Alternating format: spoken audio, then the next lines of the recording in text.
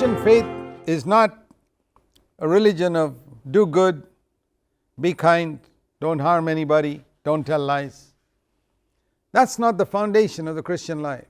క్రైస్తవ విశ్వాసానికి పునాది ఏదో నువ్వు మంచిగా ఉండు, కనికరం కలిగి ఉండు, మంచి పనులు చేయి, ఎవరికి హాని చేయొద్దు, ఇలాంటివి కాదు. The foundation of the Christian life is that Christ died for our sins and he rose again from the dead. క్రైస్తవ జీవితానికి పునాది ఏంటంటే ఆయన మన పాపం నిమిత్తం మరణించాడు, ఆయన మృతుల్లో నుండి తిరిగి లేచాడు.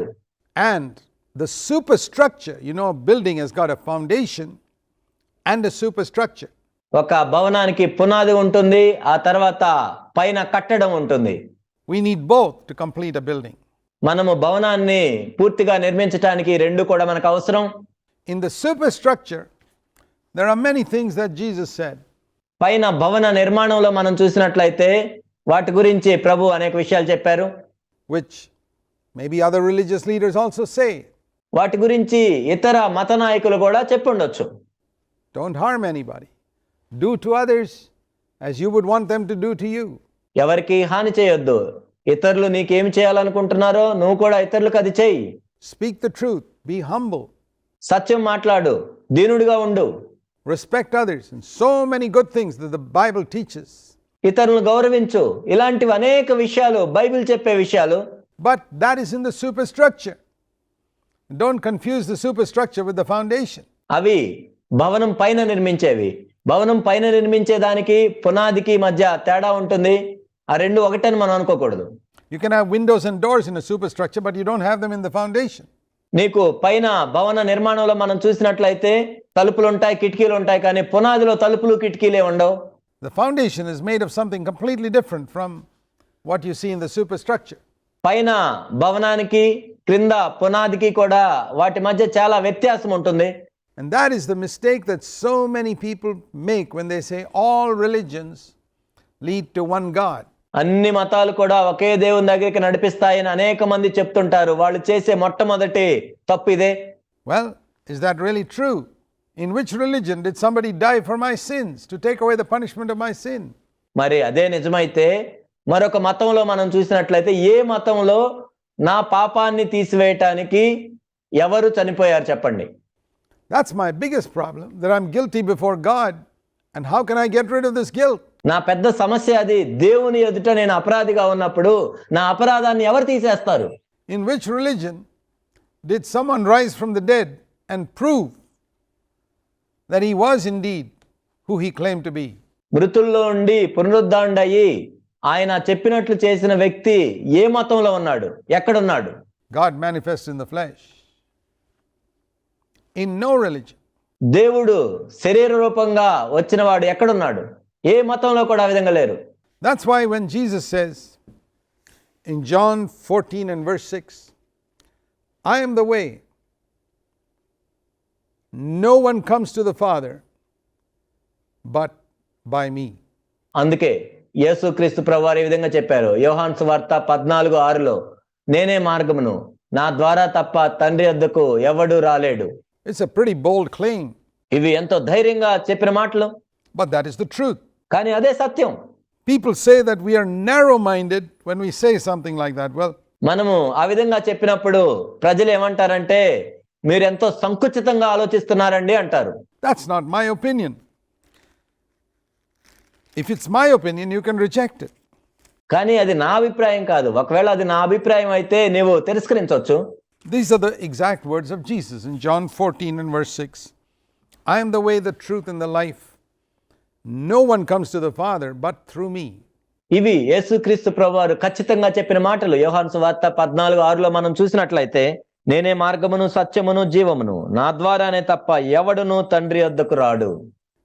No one can come to God the Father except through Jesus Christ. Doesn't that sound very narrow? యేసుక్రీస్తు ప్రభు ద్వారా తప్ప తండ్రి అయిన దేవుని దగ్గరికి ఎవ్వరూ రాలేరు.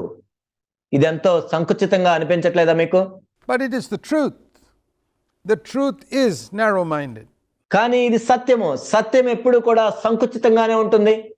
Being broad-minded is not necessarily an indication of truthfulness. మనమేదో విశాల దృక్పథంతో ఉన్నంత మాత్రాన అది సత్యమని చెప్పలేము. For example, 2 plus 2 is 4. That's pretty narrow-minded. ఉదాహరణకి మనం 2 కలిపినట్లయితే 4 వస్తుంది. 4 అని చెప్పటం అనేది ఎంతో సంకుచితంగా అనిపిస్తుంది. Somebody may say, why can't we be a little more broad-minded and accept 4.1? ఇంకొకరు ఈ విధంగా అనొచ్చు, ఎందుకు 4 ఎందుకు, కొంచెం మీరు విశాలంగా ఆలోచించి 4.1 అని చెప్పొచ్చు కదా అనొచ్చు. Also, and allow a little on the other side. Why not say 2 plus 2 is also 3.9 according to what somebody else says? మరొకరు చెప్పినట్లుగా 2 కలిపితే 3.9 అని కూడా చెప్పొచ్చు కదా అని అనొచ్చు. And somebody else says 2 plus 2 is 3. Why not be broad-minded and accept that as well? ఎందుకు మీరు ఇంకా విశాలంగా ఆలోచించి 2 కలిపితే 3 అని కూడా చెప్పొచ్చు కదా అని అనొచ్చు. Somebody else says 2 plus 2 is 100. Be broad-minded and accept that as well. ఇంకొకరు వచ్చి 2 కలిపితే 100 అని చెప్పండి, ఇంకా విశాలంగా ఉండండి అని చెప్పొచ్చు. Can you imagine the confusion there'll be in everything on earth if we began to be broad-minded about even a simple thing like addition? చూడండి, ఒక చిన్న కూడిక విషయంలోనే మనం అంత విశాలంగా ఉన్నట్లయితే ఎంత కలవరం వస్తుందో ఈ భూమి మీద చూడండి ఒకసారి. Truth is very narrow-minded. 2 plus 2 is not even 4.0001. It's 4. సత్యం అనేది ఎంతో సంకుచితంగా ఉంటుంది. 2 కలిపితే కనీసం 4.00001 కూడా కాదు, అది కేవలం 4 మాత్రమే. There's no other answer. It's something like that. When Jesus said, I am the truth, I am the way, no one comes to the Father but by me. Why? నేనే మార్గమును, నేనే సత్యమును, నేనే జీవమును, నా ద్వారా తప్ప తండ్రి వద్దకు ఎవడు రాడని యేసుక్రీస్తు ప్రభు చెప్పారు. ఎందుకు? Because no one else died for the sins of the world. ఎందుకంటే ఈ లోక పాపముల గురించి ఎవరు మరణించలేదు కాబట్టి.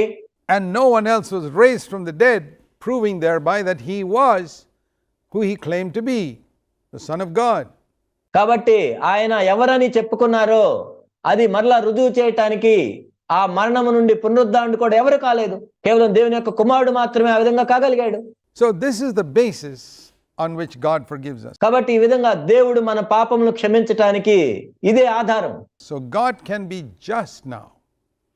He can be righteous, just like my Father can be righteous in telling me you don't have to go to jail, just take this check and go and pay your fine. ఆ విధంగా దేవుడు న్యాయవంతుడు, నీతిమంతుడుగా ఉంటాడు. ఏ విధంగా అయితే నా తండ్రి ఆ జరిమానాను ఆయన కట్టి నువ్వు ఇప్పుడు జైలుకి వెళ్ళాల్సిన అవసరం లేదు అని నా తండ్రి నీతిమంతుడిగా ఉండగలడు. But there is one thing I have to do. It's a gift. I don't have to work to get that check from my dad. కానీ ఇక్కడ నేను చేయాల్సిన పని ఒకటి ఉంది. అది నా తండ్రి దగ్గర నుంచి నాకు వచ్చే బహుమతి. దానికోసం నేనేం పని చేయాల్సిన అవసరం లేదు. To pay my fine, I don't have to spend a single day in jail. I don't have to earn 1 cent of that. నా తండ్రి నా జరిమానాను కట్టడానికి నేను ఒక్కరోజు కూడా జైల్లో ఉండాల్సిన అవసరం లేదు, ₹1 కూడా నేను సంపాదించాల్సిన అవసరం లేదు. But I do need to do one thing. I need to receive what my Father gives me. కానీ నేను చేయాల్సిన పని ఒకటి ఉంది. ఏంటంటే నా తండ్రి ఏదైతే నాకు ఇస్తున్నాడో దాన్ని నేను స్వీకరించాలి. The check what my Father gives me, I have to receive it and say, thank you. ఏ చెక్ అయితే నా తండ్రి నాకు ఇస్తున్నాడో దాన్ని నేను తీసుకొని వందనాలని చెప్పాలి. We can say that my Father giving me the check to pay my fine is a picture of grace. నా జరిమానాను చెల్లించమని నా తండ్రి నాకు ఇచ్చే చెక్ ఎలాంటిదంటే దాన్నే కృప అంటారు. And my stretching my hand to take the check from his hand is a picture of faith. నా చెయ్యి చాచి నా తండ్రి ఇచ్చే చెక్కు నేను తీసుకోవటాన్ని విశ్వాసము అంటారు. So when the Bible says by grace through faith you're saved, this is what it means. In Ephesians and chapter 2, both these wonderful words are brought together. Ephesians 2 verse 8. By grace you have been saved through faith, and that not of yourselves, it is the gift of God, not of works, so that no one should boast. ఎఫెసీ 2:8లో ఈ రెండు మాటలు కూడా ఎంతో అద్భుతంగా జత చేయబడ్డాయి. ఎఫెసీ 2:8 మనం చూసినట్లయితే, మీరు విశ్వాసం ద్వారా కృపచేతనే రక్షించబడి ఉన్నారు, ఇది మీ వలన కలిగింది కాదు, దేవుని వరమే, అది క్రియల వలన కలిగింది కాదు కనుక ఎవడును అతిశయపడ వీలు లేదు. Our salvation is by grace through faith. By grace is my father giving me the check and says, son, go and pay your fine. Through faith is my receiving the check from my dad and saying thank you and paying the fine to the law of God. కాబట్టి మన రక్షణ అనేది కృపచేత విశ్వాసం ద్వారా మాత్రమే కలిగింది. ఇక్కడ కృపచేత అంటే నా తండ్రి నాకు చెక్కును అందజేయటం, జరిమానా కట్టమని. ఇక్కడ విశ్వాసము అంటే నేను నా చేయి చాచి ఆ చెక్కును తీసుకొని దేవుని యొక్క ధర్మశాస్త్రానికి దాన్ని చెల్లించటం. And then I'm free. ఆ విధంగా నేను విడుదల పొందుతాను.